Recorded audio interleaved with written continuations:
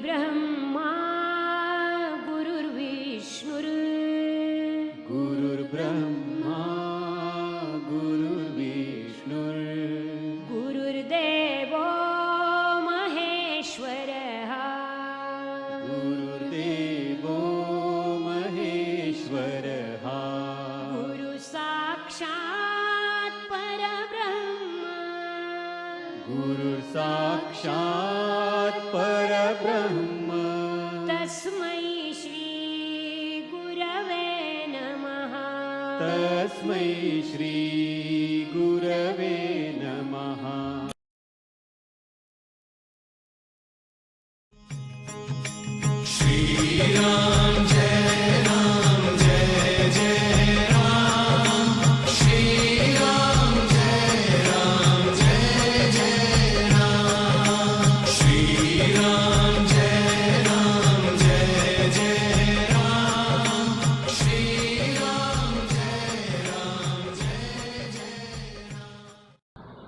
प्रेम से बोलो सियापति रामचंद्र की जय।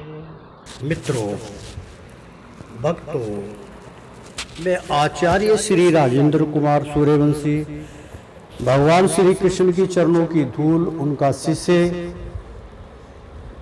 मित्रों, जानकर आपको बहुत प्रसन्नता होगी कि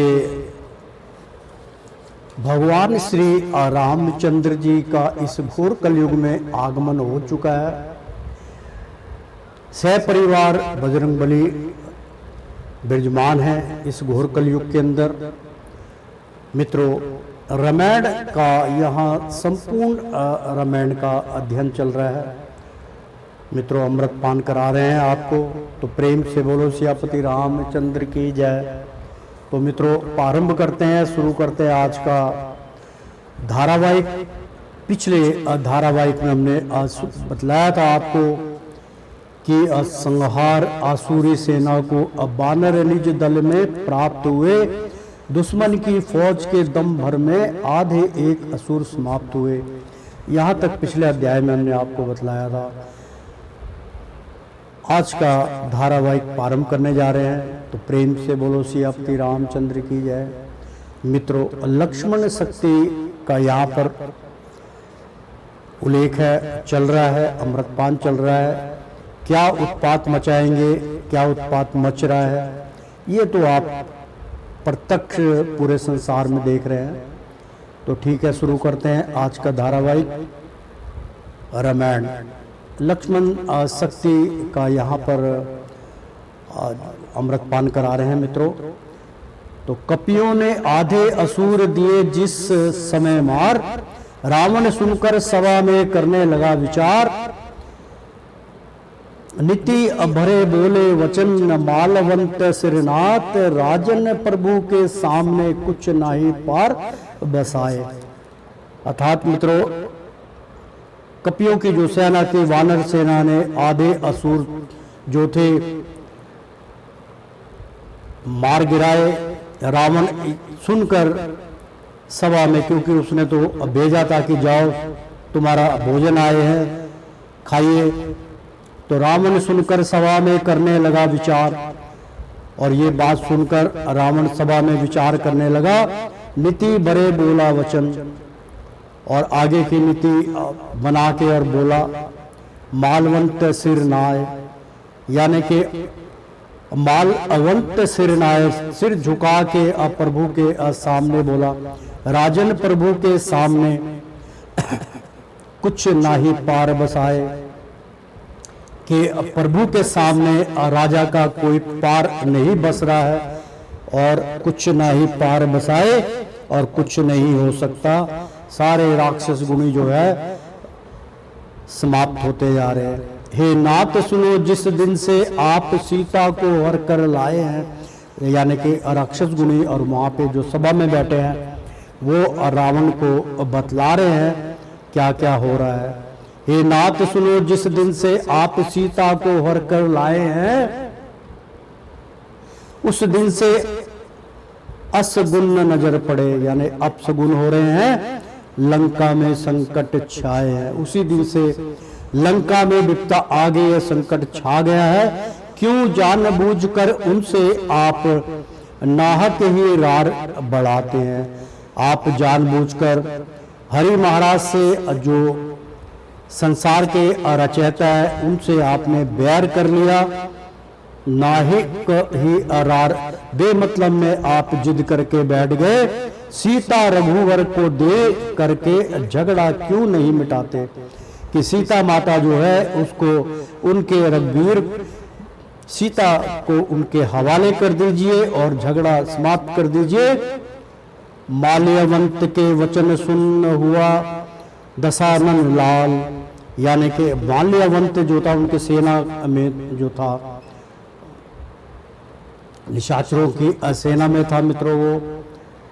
और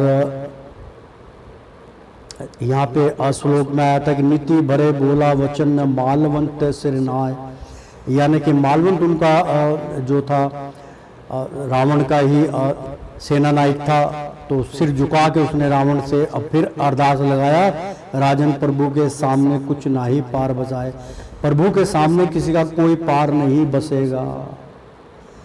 तो सीता रघुवर को दे करके झगड़ा क्यों ना मिटाते। माल्यवंत के वचन सुन हुआ दशानन लाल, ऐसे वचन सुनकर दशानन रावण लाल पीला हो गया। मंत्री को ललकार कर बोला वचन कराल, और ललकार कर बोला वचन बहुत कड़वे अब बोला। ओ मूढ़ निकल जा यहाँ से तू, और मुझको अब मुँह मत दिखलाना, यानी कि इतना सेवा करने के बाद भी वो रावण जो है माल्यवंत को क्या कह रहे हैं कि ओ मूढ़, यानी कि मूर्ख, निक लज्जा, यानी कि तेरे को शर्म नहीं आती, बिना बेशरम हो गया है तू, निक लज्जा यहाँ से तू, और कहने लगे यहाँ से तू मुझको अब मुंह मत दिखलाना और अपनी शक्ल मत दिखलाना, यहाँ से मुंह काला कर, छोड़ा सट बूढ़ा जान तुझे। और रावण कहने लगा तेरे को बूढ़ा जानकर मैंने छोड़ दिया, बस और किसी को बहकाना, और किसी को तू बहकाने की कोशिश मत कर। रावण के यह वचन सुनने साचिव चला घबराए, यानी कि रावण के ऐसे वचन सुनकर साचिव चला घबराए। रावण के ऐसे वचन सुनकर जो साचिव उनका था वो माल्यवंत बहुत घबरा गया। उसी समय कहने लगा मेघनाद हर्षाए, और मेघनाद भी बड़ा क्रोधित होके कहने लगा क्यों पिताजी मन में सोच करो, कल मैं लड़ने को जाऊंगा। रावण को कहने लगे पिताजी अपने मन में ऐसे सोच विचार मत करो, कल लड़ाई के मैदान में मैं जाऊंगा। फौज है वानर भालुओं की, दम भर में मार गिराऊंगा। जितनी भी भगवान राम की सेना है, भालू है, रिच है, वानर है, सबको मार गिराऊंगा। ऐसे अहंकार की बोली मेघनाद बोला। फिर अपनी भुजाओं के बल से मैं बांध राम को लाऊंगा, और अपनी भुजा के बल पे राम को बंदी बनाकर आपके सामने पेश करूंगा, और करूं कत्ल उस लक्ष्मण को, तब तुमको मुंह दिखलाऊंगा। जब तक मैं लक्ष्मण का वध नहीं कर दूंगा आपको मुंह नहीं दिखलाऊंगा। ऐसे कठोर वचन मेघनाद निकाल रहे थे। इसी तरह कहता रहा, हुआ तभी भिनुसार, कपि भालुओं ने लंका के घेरे चारों द्वार। इसी तरह वो कहता रहा, हुआ ये कि तभी अभिनुसार, यानी कि अधिक संख्या में कपि और भालुओं ने लंका के घेरे चारों द्वारों को घेर लिया। मेघनाथ ने भी इधर करो फौज तैयार, शस्त्र वजन पर बांध कर रथ में हुआ सवार, और सारे शस्त्र अस्त्र लेकर अपने बांध लिए, अपने आसपास रख लिए और रथ में सवार हो गया। हुआ दलों का सामना रणभूमि में जाए, मेघनाथ कहने लगा क्रोधवंत सिखलाए। और हुआ दलों का सामना, यानी कि हुआ दलों का सामना, रणभूमि में जाए मेघनाथ कहने लगा क्रोधवंत खिसी आए, यानी कि खिजिया के बहुत क्रोधित होकर मेघनाथ कहने लगा। जब क्रोध में भरकर मेघनाथ तो तीव्र बाण बरसाने लगा, बहुत क्रोध में होके बहुत तीखे बाणों की वर्षा करने लगा। उन कठिन अस्त्रों के लगते ही वानरों का दल अकुलाने लगा। वो जब बाण उनके शरीर पे लगता था, अग्नि बाण था वो, तो वो तड़पने लग गए, अकुलाने लग गए। जिस वानर के सर लगता था वह फौरन ही गिर जाता था, और जो तीर मेघनाथ चला रहा था जिसको लगता था वो मूर्छित होकर नीचे गिर जाता था। इस तरह जंग में मेघनाथ कपी कटक पे बढ़ता जाता था, और इसी तरीके से वो संहार करके कपी कटक कपियों को मारता हुआ आगे बढ़ता जा रहा था। व्याकुल हो भागे भालू कपी, और व्याकुल हो गए, व्याकुल होके घबरा के मार काट देख के अब वो वहां से भागने लगे। आसरा युद्ध का छोड़ दिया, फिर युद्ध का जो आसरा था करने का छोड़ दिया। उस मेघनाथ से योद्धा ने वीरों का हौसला तोड़ दिया। जो वीर थे उस मेघनाथ योद्धा जो थे उन्होंने वीरों का हौसला तोड़ दिया। भगवान राम की जो सेना थी वो वापस आने लगी, खदेड़ दिया उनको। मेघनाथ ने देख दशा निज फौज की धाये पवन कुमार, और ऐसी दुर्गति ऐसी यातनाएं उस देख के जो आप बजरंग बली थे, यानी कि देख दशा निज फौज की, अपने ही फौजों की दशा देख के धाये पवन कुमार, पवन कुमार जो थे वो धाये लगे और कहने लगे अधर पहाड़ धदनाद के, यानी कि अधर पहाड़ घननाद के रथ पर किया प्रहार। और जो पवन कुमार थे, हनुमान जी ने जब ऐसा देखा तो उनसे देखा नहीं गया धाये पवन कुमार, और पवन कुमार ने एक पहाड़ घननाद यानी कि एक पहाड़ को उखाड़ा और घननाद यानी कि हथौड़े की तरह रथ पर किया प्रहार, और मेघनाथ के रथ पर दे मारा। घननाथ ने देखा पर्वत को, रथ में से निकलकर दूर हुआ, और वो देख के रथ को छोड़कर दूर जा खड़ा हुआ। जब गिरा वो ऊपर से पहाड़, घोड़े समेत रथ चूर चूर हुआ। और जब वो पहाड़ गिरा रथ के ऊपर, दिव्य रथ था, बहुत ताकतवर था, और घोड़े समेत वो चकनाचूर हो गया। फिर बार बार किलकार मार हनुमान उसे धमकाता था, यानी कि फिर बार बार किलकार मार के हनुमान उसे धमकाता था। और अब वो हनुमान उसे यानी कि बहुत उसको दूर से ही किलकार करके, किलकारी मार मार के हनुमान उनको धमकाता था। दो अपवन पुत्र की अध्यासत से युंगगन में पड़ता जाता था, और युंगगन में यानी कि अध्यासत के मारे आसमान पे उड़ता चला गया, क्योंकि वो मेघनाथ था। फिर माया अपनी फैलाई, फिर मेघनाथ ने अपनी माया के बल पे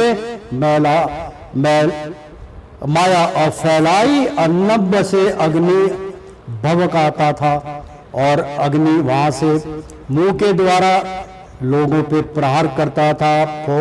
जो अब भगवान राम की सेना थी वानर, उनके ऊपर प्रहार कर रहा था, अग्नि के गोले छोड़ रहा था। नीचे से जल वानर दल में, और नीचे से जल वानर दल में ऊपर को बढ़ता आता था। और वानर जो थे जल में कूदते थे, तो वो जल जो था वजन से ऊपर को बढ़ता आता था।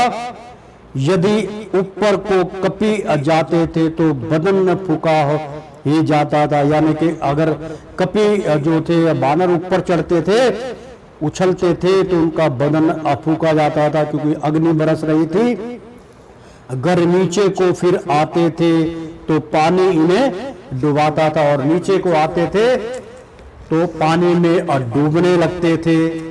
कहीं रक्त की वर्षा होती थी, कहीं हाड़ पर पत्थर गिरते थे, कहीं मारो मारो धमनी करते बैताल योगनी फिरते थे।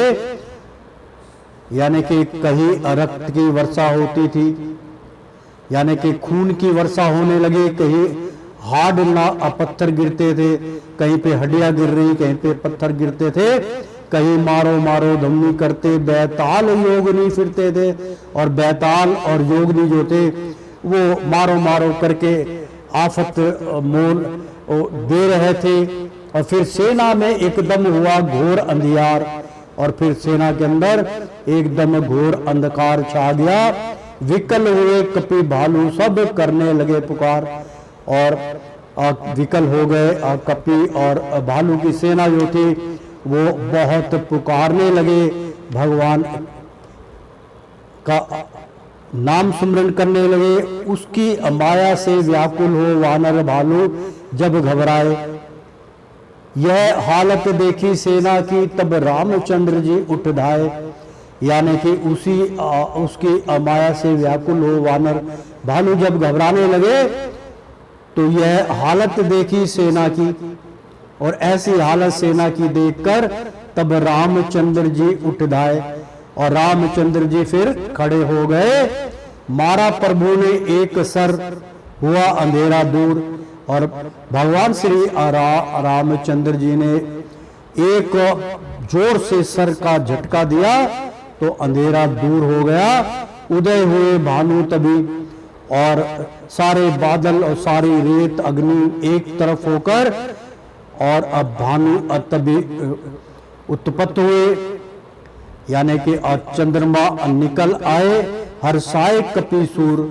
और फिर जो कपि सूरवीर थे वो बहुत उत्तेजना में आ गए। ले अशिला वृक्ष वानर भालू, और फिर वृक्ष और वानर भालू ने शिला यानी कि पत्थर वृक्ष उखाड़ उखाड़ के फिर पहुंचे असुरों से लड़ने। फिर असुरों से लड़ने पहुंच गए, और धर मारो काटो सूर चलो लगे जोर निश्वरों से करने। और इस तरीके से शोर मचा के राक्षसों से कहने लगे मारो जोर लगा लगा के। लक्ष्मण जी ने प्रभु को आए नवाया मात। फिर लक्ष्मण जी आगे, अब लक्ष्मण आसक्ति का यहाँ जो है खुलासा होगा मित्रों। लक्ष्मण जी ने प्रभु को आया नवाया मात, आकर भगवान के समक्ष उसने अपना शीश नवाया, आज्ञा ली जाऊं असुर को मारने, आज्ञा दो रघुनाथ। और कहने लगे कि रघुनाथ असुरों को मारने के लिए मुझे आज्ञा दीजिए, मैं जाना चाहता हूं। कहा तभी रघुनाथ ने जाओ लखन तुरंत। और कहा भगवान राम ने कि जाइए लखन तुम तुरंत जाओ, रक्षा पर है आपकी महाबली हनुमान। और तुम्हारी रक्षा के लिए महाबली हनुमान वहां पर उपस्थित हैं। जो तुम्हारे पे कोई आपत्ति आएगी तो वो महाबली तुम्हें तुरंत बचाएंगे। दिया हुक्म रघुनाथ ने चले लखन हर्षाए।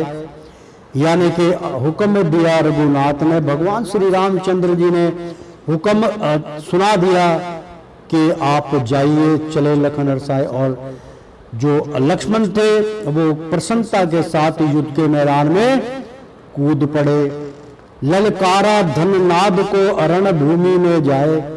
और ललकारा धन यानी कि घननाद, बहुत भयंकर नाद उन्होंने बजाया और रणभूमि में जाए और रणभूमि में पहुंच गए।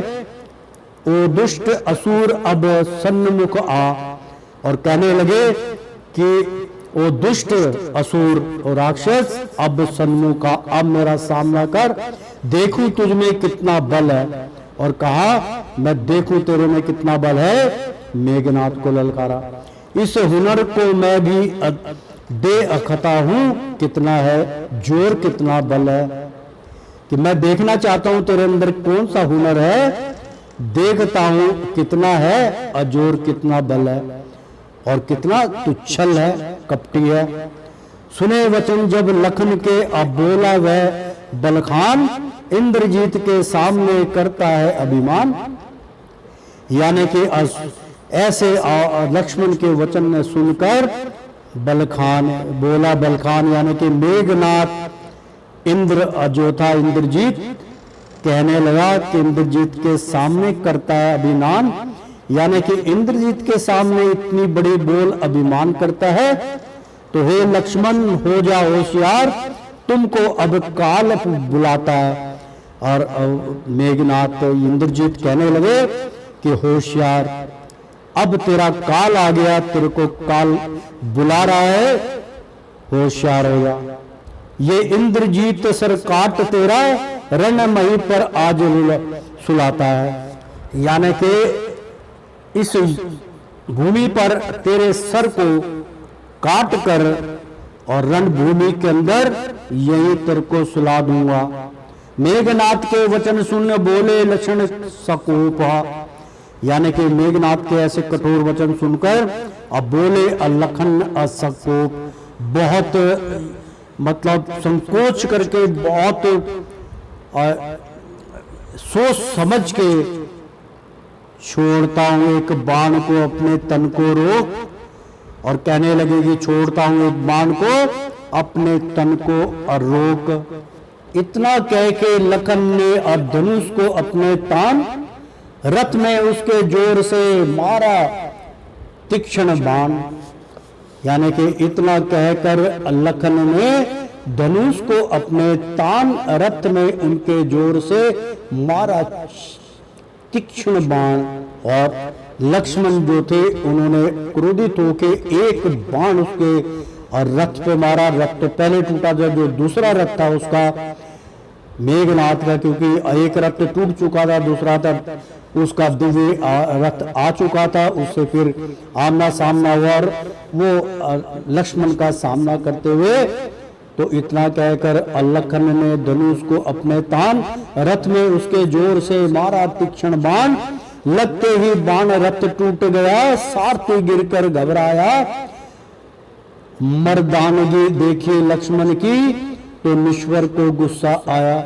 और ऐसे मर्दांगनी देख कर कि इसको कहते मर्द, ऐसी मर्दांगनी देखकर लक्ष्मण की निश्वर को, यानी कि राक्षस गुणी जो इंद्रजीत था, उसको क्रोध आया। फिर भिड़े लखन और मेघनाथ, फिर आमना सामना लखन का और मेघनाथ का हुआ। दोनों में रण अति घोर हुआ और दोनों में बहुत अति घोर रण हुआ।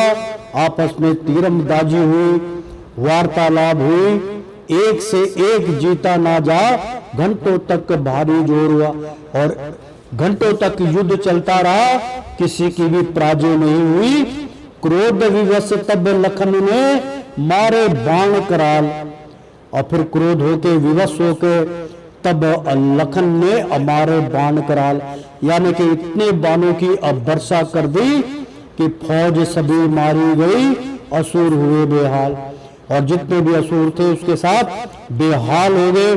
जब हजारों के हिसाब से बाण चल रहे थे, मेघनाथ मन में तभी करने लगा विचार। और मेघनाथ ने अपने मन में सोचा, अपने मन में विचार करने लगा, लखन जरूरी इस समय मुझको देगा मार। और उनके मन में आ गया कि अगर इस टाइम युद्ध चलता रहा तो लक्ष्मण मेरे को मार देगा। मेघनाथ के मन में ऐसे विचार उत्पन्न हो चुके थे। अच्छा, अब तो अना ही फंसा, इससे कुछ अकल लड़ाऊंगा। कि अच्छा, अब तो अना ही फंसा, अब तो मैं अचानक फंस गया हूं, इससे कुछ अकल लड़ाऊंगा। तो मैं कुछ अपना दिमाग लड़ाता हूं, किस तरह युद्ध को जीतना है। जिस तरह बचेगी उस तरह ये अपनी जान बचाऊंगा, चाहे किसी भी तरीके से मुझे इस वक्त अपनी जान बचानी है। मेघनाथ ने ऐसा सोचा। हाँ, याद आ गई एक समय विधि की मैंने भक्ति की थी, यानी कि उसको एक विधि याद आई, एक समय की विधि याद आ गई कि मैंने किसी की भक्ति की थी। उस समय उन्होंने खुश होकर मुझको अमोघ शक्ति दी थी। यानी कि प्रसन्न होके अमोघ शक्ति बाण उनको मेघनाथ को दिया था, वो उसको याद आ गया और कहा था सूत ये ले जाओ, दुश्मन पर वार चलाओगे, असुर असुर नाग नर किन्नर हो, यह कभी ये कभी न खाली जावेगी। और ये जो अमोघ शक्ति है, ये जिसके ऊपर छोड़ोगे ये खाली नहीं जाएगी, उसको वार से समाप्त कर देगी। कर विचार हथियार सब दिए जमी पर डार, वीर घातनी शक्ति को उसने लिया निकाल। और फिर मेघनाथ ने उस घातनी शक्ति को निकाल लिया। मौका पा उस दुष्ट ने किया लखन पर वार, और मौका पाते ही उसने लखन के ऊपर, लक्ष्मण के ऊपर वार कर दिया। लगी शक्ति वह लखन के हुए हृदय में पार, और वह आसक्ति जो है लक्ष्मण के हृदय में लगी और पार हो गई। रक्त धार उससे बही भीगे वस्त्र तमाम, और उनके सारे वस्त्र लहू लुहान हो गए, भीग गए लक्ष्मण के। लखन विकल मही पर गिरे, और वो मूर्छित होकर जमीन पर गिर पड़े, धाराशायी हो गए। कहा राम राम ही राम, फिर वो राम का नाम लेने लगे, राम ही राम। उनके गिरते ही दौड़ दौड़ योद्धा लंका से आने लगे, रावण के पास ले जाने को लक्ष्मण को असुर उठाने लगे। और मौका पाते ही सारे जो लंका के जो योद्धा थे वो उनके पास दौड़कर आने लगे कि लक्ष्मण को उठा के और रावण के सामने पेश किया जाए।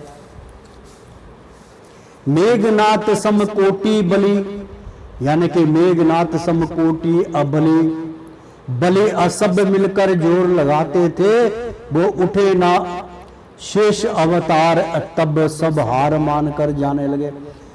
और लक्ष्मण जो थे जब मूर्छित हो गए थे, तो सारे राक्षस जो थे, जितने भी योद्धा थे, उनको मिलकर उठाने लगे।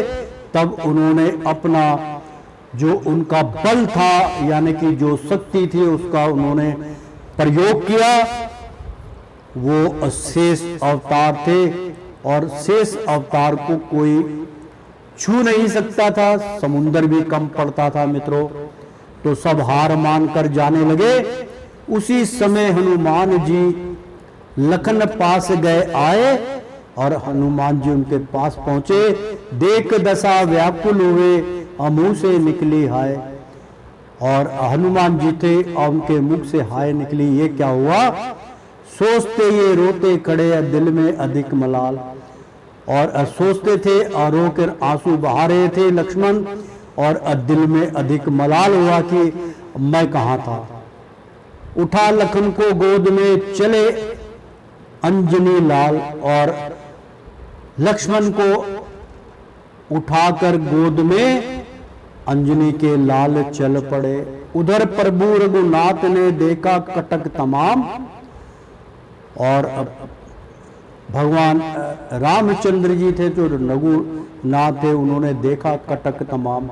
काफी उथल पुथल देखा, कटे हुए सर देखे लोगों का, त्राही त्राही देखा। तो लखन ना देखे फौज में, तब बोले श्री राम के सारे मारे गए हैं, और उसमें लखन जो है, यानी कि जो लक्ष्मण है, वो नजर क्यों नहीं आ रहे, घबरा गए वो कि लखन ना देखे फौज में। तब बोले श्री राम, हे भाई तुम सब आए यहाँ, लक्ष्मण को संग नहीं लाए?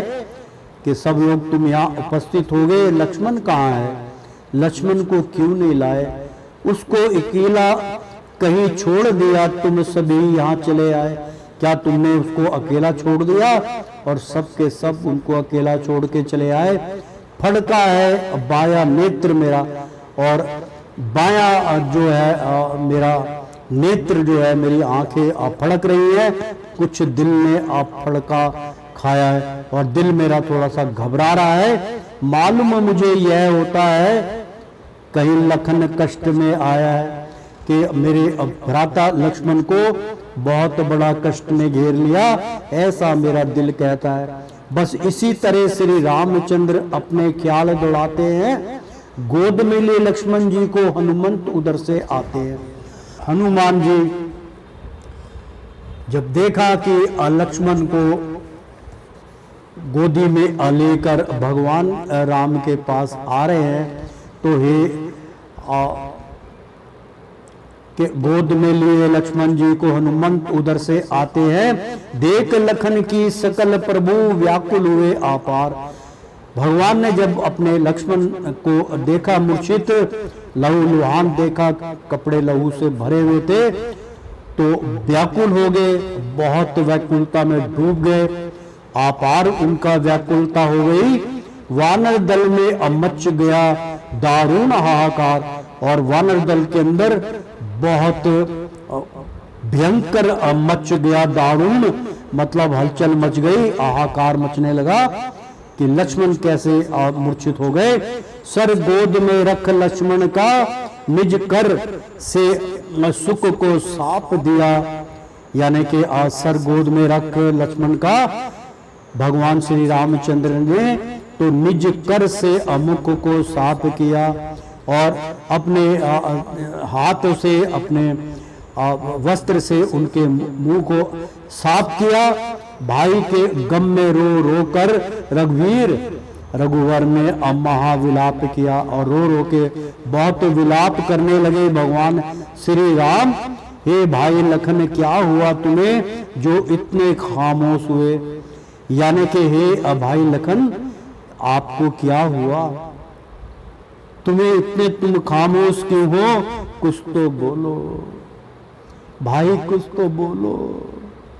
ऐसे विलाप करते हुए लक्ष्मण के भ्राता श्री राम रोने लगे, नेत्रों से आंसू बहने लगे। हे भाई लखन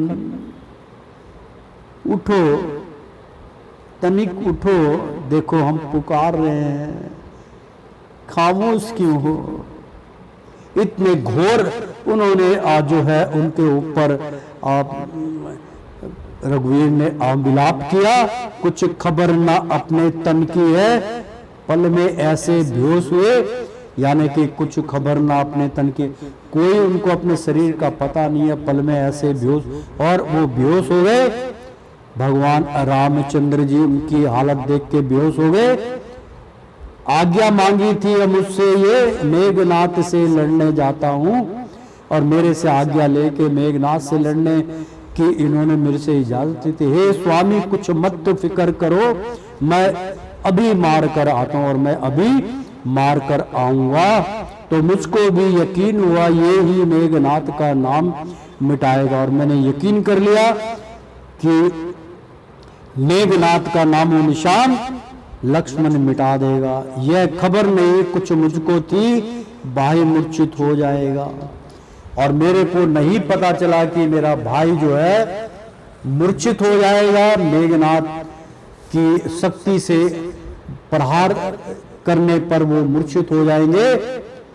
तो अब देख के तेरी हालत को सब्र ना दिल को होता है, और तेरी ऐसी हालत देख के लक्ष्मण मेरे को सब्र नहीं हो रहा है। उठ जाग जरा भाई लक्ष्मण, क्यों पड़ा जमीन पे सोता है।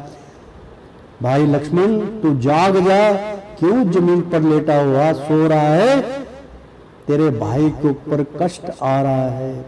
लखन कहाँ हो जल्द ही बोलो मेरे भाई, लखन कहाँ हो जल्द ही बोलो मेरे भाई। तुम बिन मुझको इस जगह रहा नहीं जाता है, मैं क्या करूं। यूं ही भाई के वियोग में बेहोश विकल प्रभु होते हैं। वानर भालू भी इधर उधर सब खड़े खड़े ही रोते हैं। इधर रो रहे भालू कपि, उधर श्री रघुराय। उसी समय कहने लगा जामंत सिर नवाए। नहीं होने से कुछ होता है, हे राम समझ कर धैर्य धरो। ये मेरी सम्मति है स्वामी, कुछ इसका आप उपाय करो। सुनते हैं कोई सुखेन नाम, एक वैद्य लंका में रहता है भूल औषधि उसके पास, मूर्छा की जड़ी भी देता है। ये समझ के स्वामी लंका में कोई कपि भिजवा दीजिए, ये नाथ वैद्य को बुलवाकर लक्ष्मण की नबज दिखा दीजिए।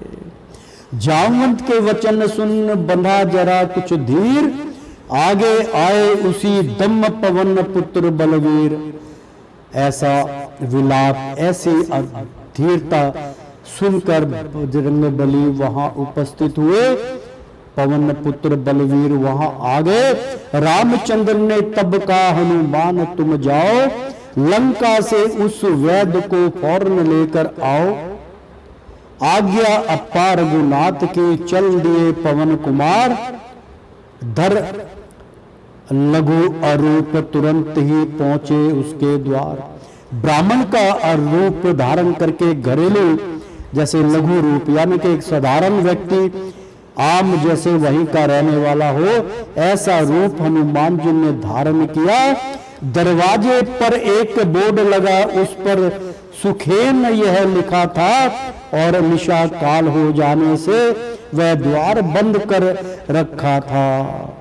यानी कि द्वार पे एक बोर्ड लगा हुआ था, उसका नाम वैद्य का लिखा था सुखेन, और निशा काल यानी कि रात के अंदर जो हो जाने पर वह द्वार बंद कर रखा था, और बंद कर देता था, समय समाप्त हो गया था। चढ़कर दीवार पर कूद पड़े, देखा उसको हर खाने में, वो था हकीम बेखबर पड़ा, सोता था बाला खाने में।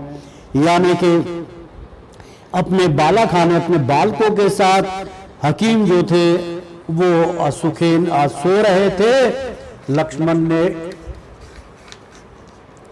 लक्ष्मण की अब बातें याद कर करके भगवान राम का हुक्म बजाने के लिए बजरंगबली जब वहां पहुंचकर देखा तो वो सो रहा था। जब बजरंगी ने मन में सोचा, अगर इसको अभी जगाऊंगा ये नहीं जागेगा,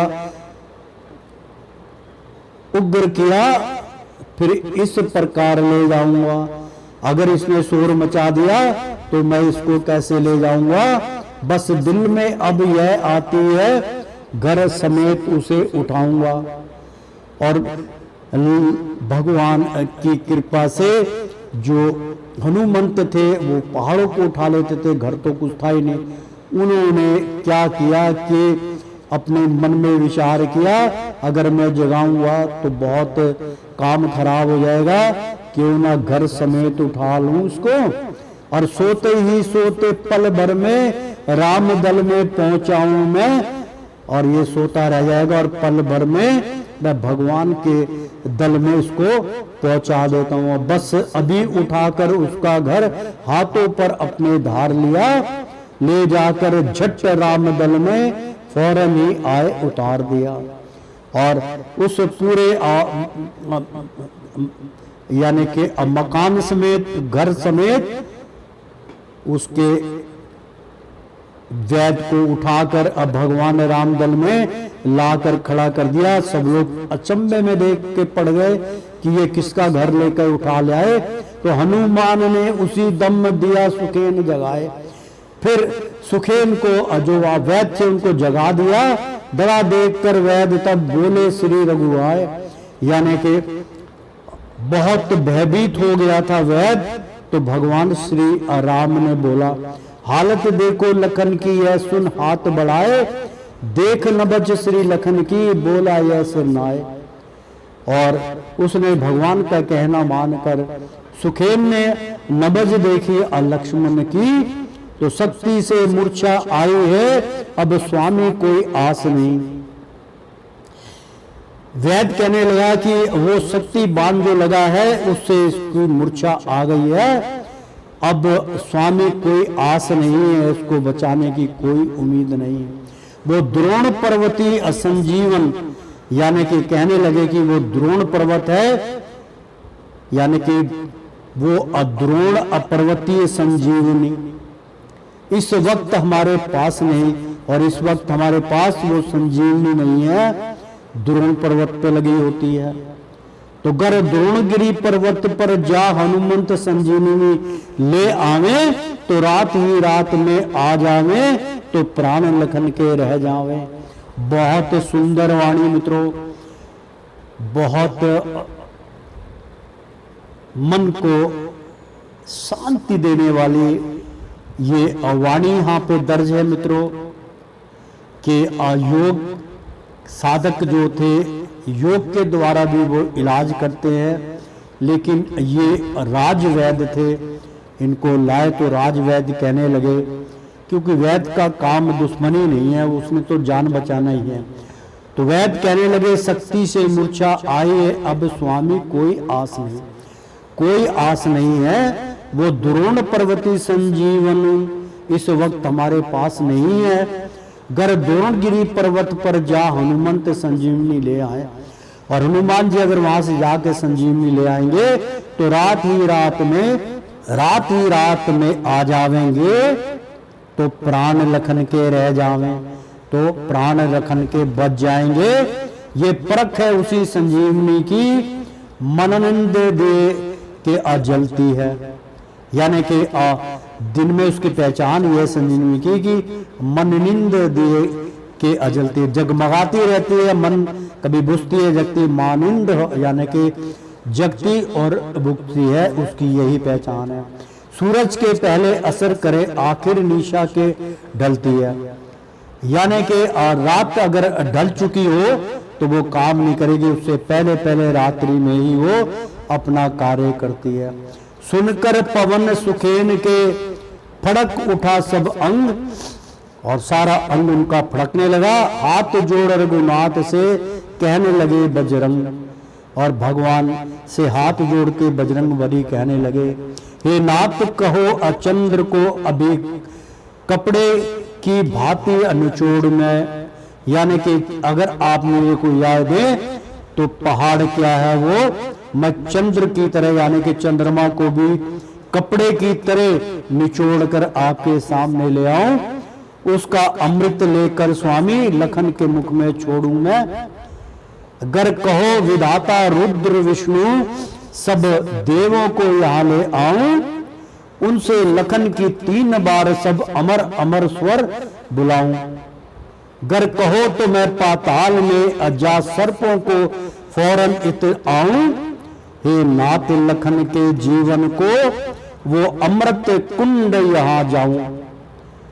यानी कहने लगे आप आज्ञा देखिए तो मैं विष्णु जी को भी यहाँ पे और विष्णु धाम को ले आऊंगा, रुद्र को ले आऊंगा, विष्णु के जो रुद्र है उनको भी ले आऊंगा, सब देवों को यहाँ पधारने के लिए ले आऊंगा, और को 3 बार सब अमर अमर स्वर बुलाऊंगा, और अमर कुट्टी पिलाने के लिए पताल में जाऊंगा, सर्पों को ले आऊंगा, अमृत कुंड यहाँ ले आऊं, आप आज्ञा दीजिए।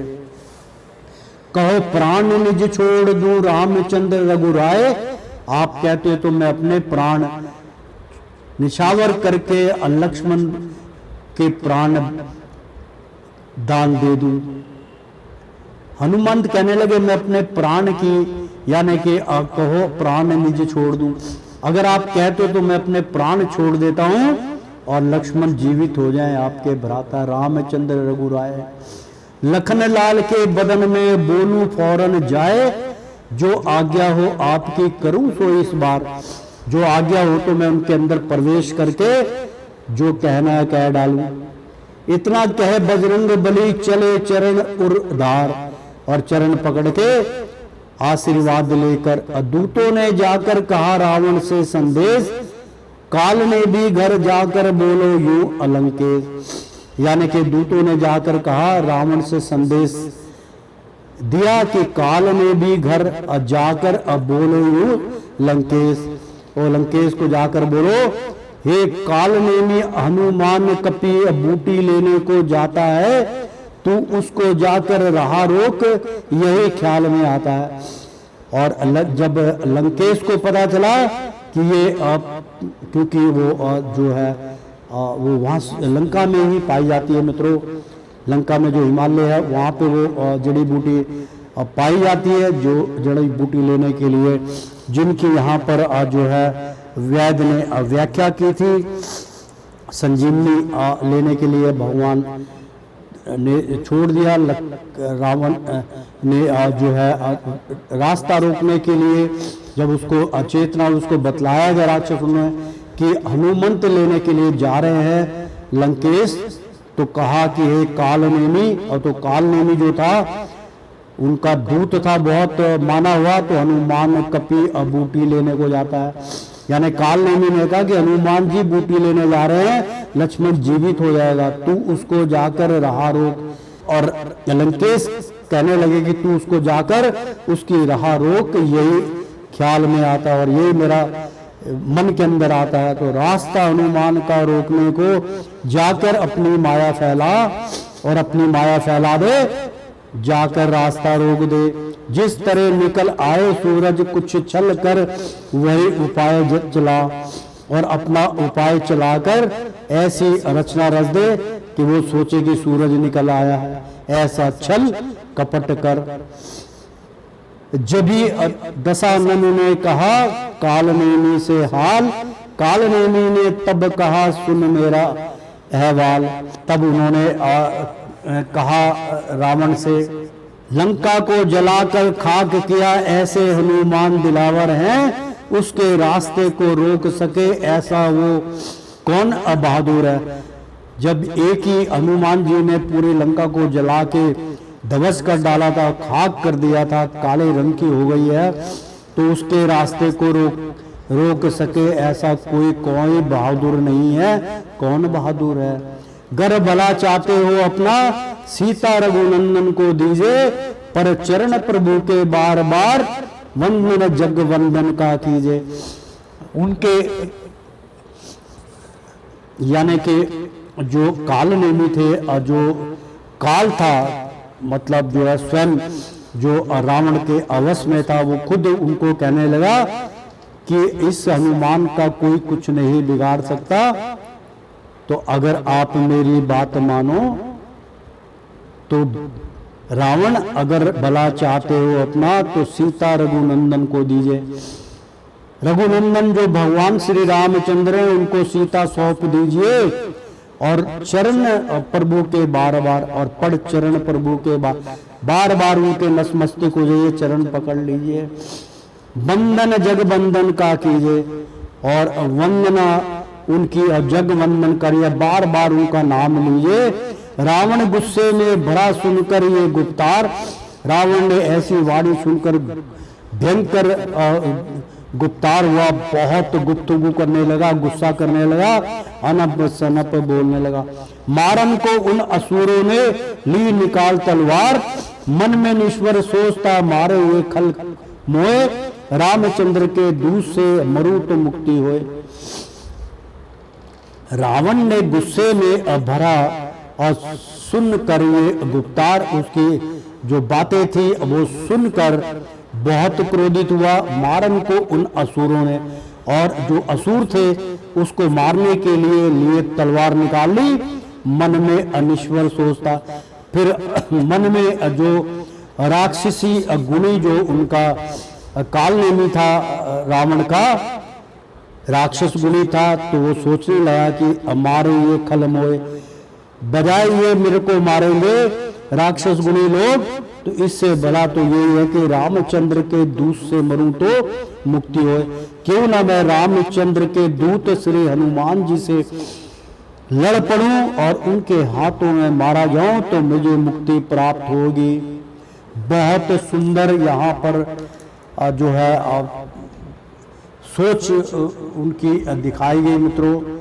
तो श्रीमन नारायण नारायण हरि हरि, तेरी लीला सबसे न्यारी न्यारी बोलो हरि हरि। विष्णु नारायण नारायण हरि हरि। प्रेम से बोलो सियापति रामचंद्र की जय। मित्रों भक्तों एक बार बोल दो ना राधे राधे कृष्णम कृष्णम